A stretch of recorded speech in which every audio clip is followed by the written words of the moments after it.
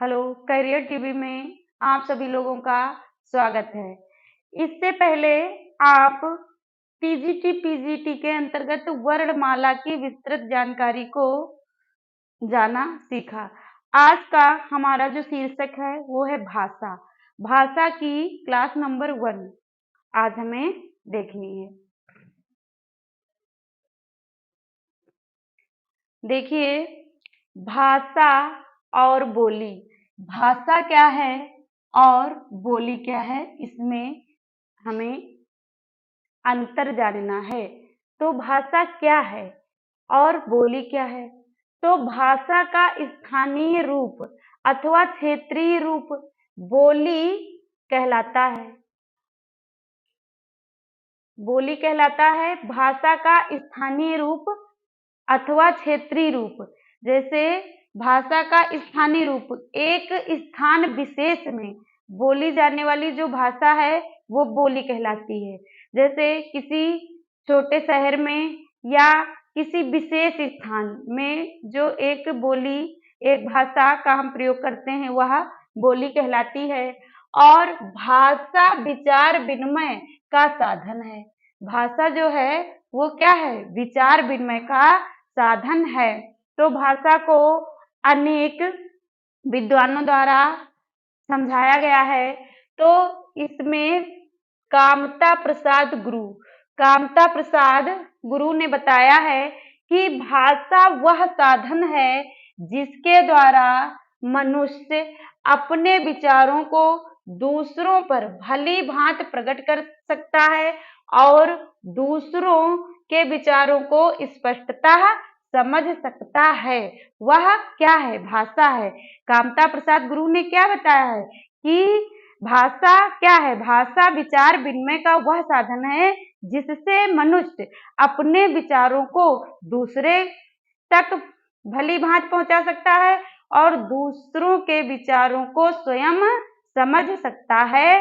वही भाषा है। तो ये विचार विनिमय ही क्या है? भाषा है। उसके बाद हमारे एक और लेखक हुए बाबूराम सक्सेना। तो बाबूराम सक्सेना ने भी भाषा के बारे में बताया है। क्या बताया है? जिन ध्वनि चिन्हों द्वारा मनुष्य परस्पर विचार विमर्श करता है उसे समाहित रूप में भाषा कहते हैं। ऐसी ध्वनियां, ऐसे वर्ण, ऐसी ध्वनियां जिनको मनुष्य एक दूसरे के समक्ष अपने विचारों को प्रस्तुत करता है या विचार विमर्श करता है, तो ये ध्वनियां ही क्या है? परस्पर मनुष्य का परस्पर जो विचार है, जो विमर्श है, जो वार्तालाप है, वही क्या है? भाषा है। तो इन दोनों विद्वानों ने भाषा को समझाया है। कामता प्रसाद गुरु ने क्या कहा? भाषा वह साधन है जिसके द्वारा मनुष्य अपने विचारों को भली भांति दूसरों तक पहुंचाते हैं और दूसरों के विचारों को स्वयं स्पष्टता समझ सकते हैं, वह भाषा है। और बाबूराम सक्सेना ने क्या कहा?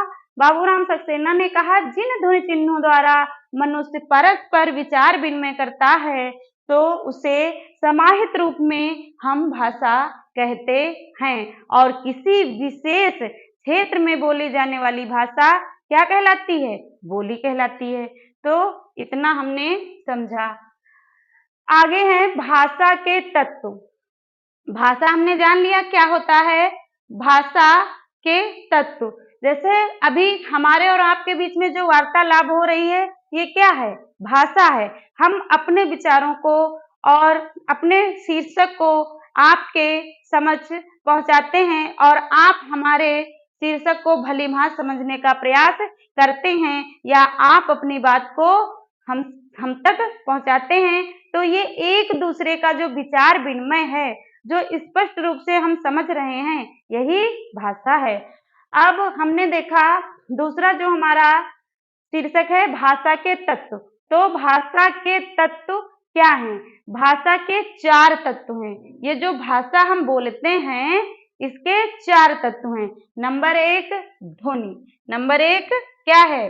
ध्वनि, जिसके द्वारा हम अपने विचारों को एक दूसरे के समक्ष प्रस्तुत करते हैं।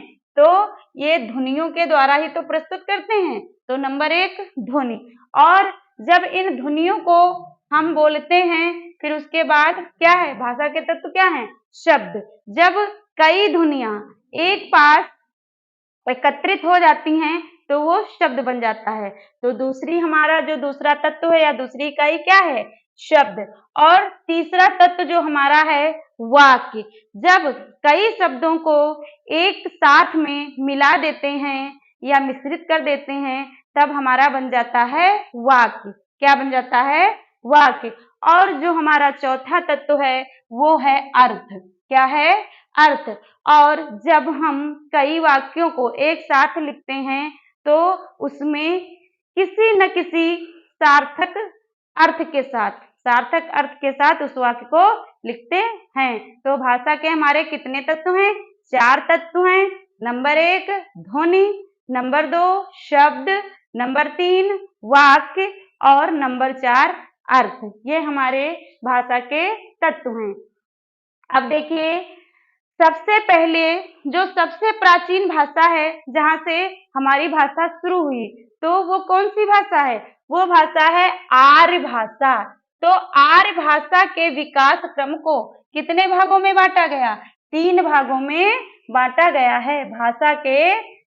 आर्य भाषा के विकास क्रम को 3 भागों में बांटा गया। सबसे पहले अगर आपसे कहा जाए कि भाषा का विकास कहाँ से हुआ तो आर्य भाषा से।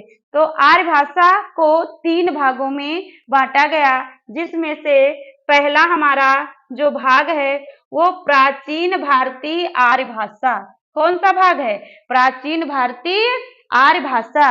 और इसका जो समय है वो 1500 ईसा पूर्व से 500 ईसा पूर्व तक रहा।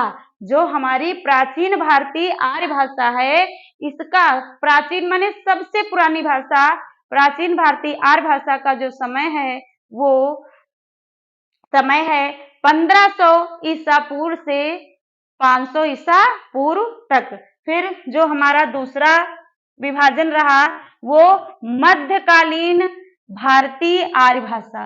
पहले हमारी प्राचीन भारतीय आर्य भाषा थी जिसका समय 1500 ईसा पूर्व से 500 ईसा पूर्व तक रहा। फिर हमारा क्या है, मध्यकालीन आर्य भाषा। तो इसका जो समय रहा वो 500 ईसा पूर्व से 1000 ईस्वी तक। कितना रहा समय, 500 ईसा पूर्व से 1000 ईस्वी तक। फिर जो हमारा तीसरा भाग रहा वो आधुनिक भारतीय आर्य भाषा। तो इसका जो समय रहा 1000 ईस्वी से आज तक। तो हमारी जो आर्य भाषा है इसके 3 भाग किए गए। नंबर 1 प्राचीन भारतीय आर्य भाषा जिसका समय 1500 ईसा पूर्व से कितना रहा, 500 ईसा पूर्व तक। दूसरा हमारा मध्य भारतीय आर्य भाषा जिसका समय 500 ईसा पूर्व से 1000 ईस्वी तक रहा। और तीसरा हमारा आधुनिक भारतीय आर्य भाषा जिसका समय 1000 ईस्वी से आज तक रहा। तो आर्य भाषा को कितने भागों में बांटा गया, 3 भागों में, और तीनों को आपने अच्छे से जाना। अगला देखिए, फिर हमारा है भाषा की विकास परंपरा। भाषा की विकास परंपरा। पहले तो हमने जाना कि भाषा के तत्व कितने होते हैं, तो 4 तत्व हमने सीखे, ध्वनि, शब्द, वाक्य, अर्थ। फिर हमने आर्य भाषा कितने भागों में विभाजित की गई उसको हमने सीखा। प्राचीन आर्य भाषा, प्राचीन भारतीय आर्य भाषा जिसका समय 1500 ईसा पूर्व से 500 ईसा पूर्व तक रहा। मध्य भारतीय आर्य भाषा जिसका समय 500 ईसा पूर्व से 1000 ईस्वी तक रहा। और आधुनिक भारतीय आर्य भाषा जिसका समय 1000 ईस्वी से आज तक रहा। अब यहाँ पे जो हमारी हेडिंग है वो है भाषा की विकास परंपरा। अब भाषा का विकास हुआ तो, लेकिन किसके बाद कौन सी भाषा आई, किसके बाद कौन सी भाषा आई, ये हमें जानना है। तो भाषा की विकास परंपरा। तो देखिए, सबसे पहले हमारी जो भाषा का विकास हुआ वो विकास कहाँ से हुआ, तो विकास हुआ वैदिक संस्कृत से। कहाँ से विकास हुआ, वैदिक संस्कृत। सबसे पहले भाषा का विकास कहाँ से हुआ? वैदिक संस्कृत से। और वैदिक के बाद हमारी आई लौकिक संस्कृत। वैदिक मतलब वैदिक संस्कृत से हमारा तात्पर्य है वेदों के द्वारा जो हमें भाषा उपलब्ध हुई। वैदिक संस्कृत वेदों में, पुराणों में जो भाषा लिखी गई, 4 हमारे वेद हैं, उसके अंतर्गत जिस भाषा को हमने जाना, सीखा, पढ़ा, वह हमारी थी वैदिक संस्कृत। फिर उसके बाद उस वैदिक संस्कृत को लोगों ने पढ़ा तो कौन सी भाषा निकली? लौकिक संस्कृत। कौन सी भाषा? लौकिक संस्कृत। और लौकिक संस्कृत के बाद आई आपकी पाली। कौन सी आई? पाली भाषा। और पाली के बाद आई प्राकृत भाषा। और प्राकृत से किसका विकास हुआ? अपभ्रंश का। और अपभ्रंश से विकास हुआ सौरसेनी अपभ्रंश का। और सौरसेनी अपभ्रंश से विकास हुआ पुरानी हिंदी का। और पुरानी हिंदी से हमारी आई आधुनिक हिंदी। पुरानी हिंदी से किस हिंदी का, किस भाषा का विकास हुआ? तो पुरानी हिंदी से आधुनिक हिंदी, पुरानी फिर आधुनिक हिंदी। और उसके बाद हमारी आधुनिक हिंदी से निकली पश्चिमी अपभ्रंश। कौन सी निकली? पश्चिमी अपभ्रंश। और पश्चिमी अपभ्रंश से निकली खड़ी बोली। हम आपको बता रहे हैं, अगर आपसे पूछा जाए खड़ी बोली कहाँ से निकली, खड़ी बोली जो हमारी भाषा का विकास कहाँ से हुआ, तो कहाँ से हम बताएंगे? पश्चिमी अपभ्रंश से। तो एक बार फिर से देखते हैं कि भाषा की विकास परंपरा, भाषा का विकास कहाँ से हुआ? तो सबसे पहले कहाँ? वैदिक संस्कृत, यानी कि वेदों के द्वारा जो हमारी संस्कृत मिली, जो भाषा मिली। और फिर वेद पुराणों की भाषा किसने पढ़ा? लोगों ने, तो लौकिक संस्कृत। और उसके बाद हमारी आई पाली। और उसके बाद प्राकृत भाषा, फिर अपभ्रंश। प्राकृत के बाद अपभ्रंश, फिर हमारी सौरसेनी अपभ्रंश। और सौरसेनी से निकली पुरानी हिंदी। और पुरानी हिंदी से किसका विकास हुआ? आधुनिक हिंदी का। आधुनिक हिंदी से कौन सी निकली? पश्चिमी अपभ्रंश। और पश्चिमी अपभ्रंश से खड़ी बोली का विकास हुआ। जो खड़ी बोली आज जो हमारा वर्तमान समय है, जो हमारी आधुनिक भाषा है, जो इस समय हम बोल रहे हैं, ये हमारी खड़ी बोली है। तो खड़ी बोली का विकास कहाँ से हुआ? पश्चिमी अपभ्रंश से। तो ये अच्छे से आप इसको याद कर लीजिए, लिख लीजिए। भाषा की विकास परंपरा, तो वैदिक संस्कृत, लौकिक संस्कृत, पाली, प्राकृत, फिर हमारा अपभ्रंश, प्राकृत के बाद अपभ्रंश, फिर सौरसेनी अपभ्रंश, सौरसेनी से हमारी पुरानी हिंदी, फिर हमारी आधुनिक हिंदी। और आधुनिक हिंदी के बाद जो है पश्चिमी अपभ्रंश। और पश्चिमी अपभ्रंश से विकास हुआ खड़ी बोली का, जो आज हम आप इस भाषा का प्रयोग कर रहे हैं। खड़ी बोली भाषा हम आप सभी लोग बोल रहे हैं। अब थोड़ा सा और हम सीखेंगे।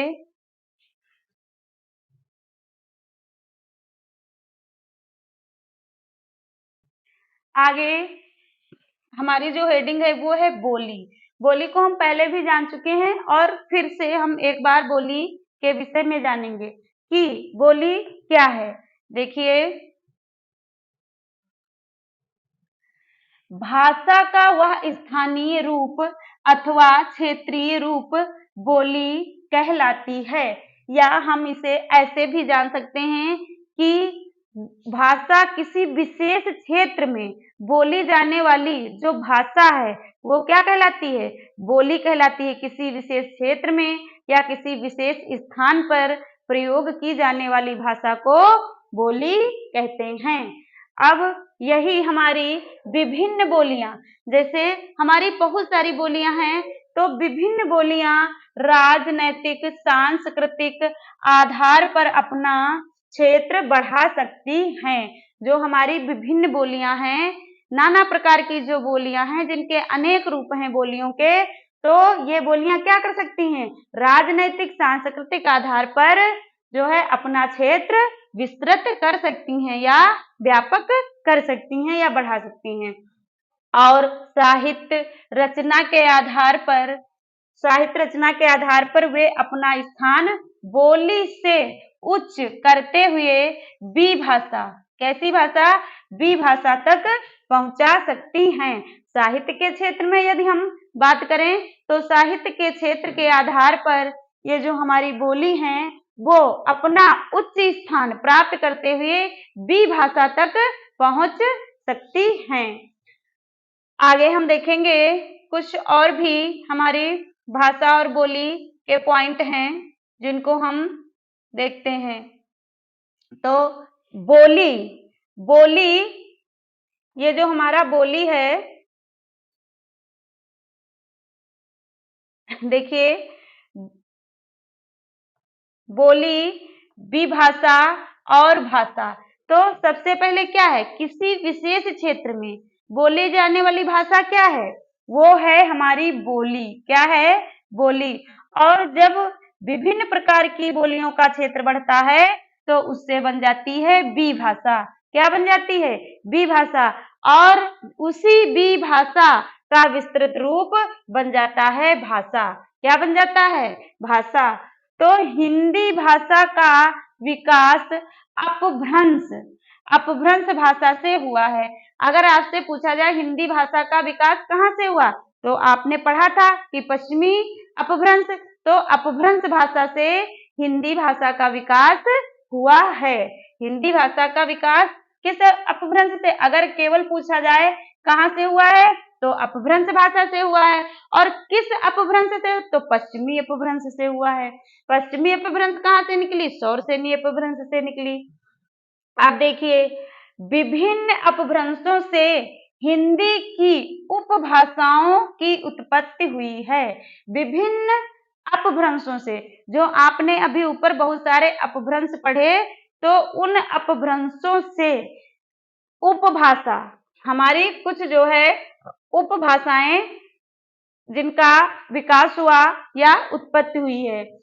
हिंदी उपभाषाओं से हिंदी की सभी बोलियों का विकास माना जाता है। अब हमारी जो उपभाषाएं हैं, हिंदी का, हमारा हिंदी का विकास कहाँ से हुआ, अपभ्रंश से। कहाँ से हुआ, हिंदी भाषा का विकास हुआ अपभ्रंश से। और इसी अपभ्रंश से, इसी हिंदी जो है विभिन्न अपभ्रंशों से हिंदी की कुछ क्या है, उपभाषाएं हैं। और इन उपभाषाओं से हमारी क्या है, उपभाषाएं, उपभाषाएं हैं। और इन्हीं उपभाषाओं से हिंदी की सभी बोलियों का विकास हुआ है, क्योंकि हिंदी में बहुत सारी बोलियां हैं, करवी, मगही, मराठी, अवधी, बुंदेली, छत्तीसगढ़ी, ये जितनी भी बोलियां हैं, तो सभी बोलियों का विकास हुआ है किससे, हिंदी का विकास अपभ्रंश से हुआ। और अपभ्रंश, विभिन्न अपभ्रंशों से कुछ उपभाषाएं बनी और इन्हीं उपभाषाओं से बोलियों का विकास हुआ है। किसका विकास हुआ है, बोलियों का विकास हुआ है। इन्हीं उपभाषाओं से किसका विकास हुआ है, बोलियों का। तो अगला जो हमारा शीर्षक रहेगा वो, अब आप इतना जान गए, तो अगला हमारा जो शीर्षक रहेगा वो रहेगा अपभ्रंश। अपभ्रंश, ये तो हमारी अपभ्रंश से हिंदी निकली, और इसी अपभ्रंश से क्या निकली, उपभाषाएं। क्या निकली, उपभाषाएं। और इन्हीं उपभाषाओं से विभिन्न बोलियों का विकास हुआ। इन उपभाषाओं से क्या हुआ, विभिन्न बोलियों का क्या हुआ, विकास हुआ। विभिन्न बोलियों का, विभिन्न बोलियों का विकास, विभिन्न बोलियों का विकास माना जाता है। जो हम माना, विभिन्न बोलियों का विकास माना जाता है। तो ये हमारा जो हमारी उपभाषाएं हैं, अपभ्रंश की बहुत सारे अपभ्रंश हैं, और जो अपभ्रंश से उपभाषाएं निकली, तो उन उपभाषाओं से हमारी जो जितनी भी बोलियां हैं, कितनी बोलियां हैं, तो ये हमारी उपभाषाओं से ही बोलियों का विकास हुआ। तो इसको हम कल पढ़ेंगे। आज हम यहीं पे समाप्त करते हैं।